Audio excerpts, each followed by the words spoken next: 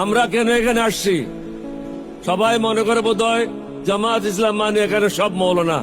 মঞ্চে দেখেন শুধু একজন মৌলানার নাম বলছে, আব্দুল হালিম সাহেব। বাকি সব barrister, engineer, doctor. Shafiqur Rahman সাহেব নিজে ডাক্তার।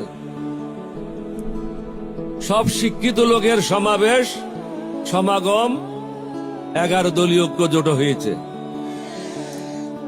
সুতরাং সমগ্র জাতিকে বলবো, ভুল করবেন না।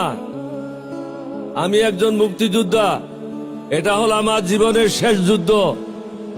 এই যুদ্ধ হলো সন্ত্রাসীদের বিরুদ্ধে, চাঁদাবাজদের বিরুদ্ধে, মাস্তানদের বিরুদ্ধে, টেন্ডারবাজদের বিরুদ্ধে।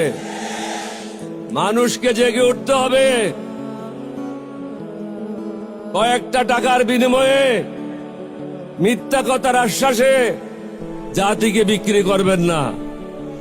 বিগত 25 বছর মোদির গোলামি করেছে তারা। মোদির গোলামদেরকে আপনারা ভোট দেবেন না। ঋণ খেলাপিদেরকে ভোট দেবেন না। মাস্তানদেরকে ভোট দেবেন না। সন্ত্রাসীদেরকে ভোট দেবেন না। ভালো মানুষ যারা আছে তাদেরকে ভোট দেবেন, তাহলে সমাজটা ভালো হবে। আপনি একটা হারামিকে ভোট দেবেন আর বলবেন যে সমাজ ভালো করেন। সমাজ কিভাবে ভালো হবে?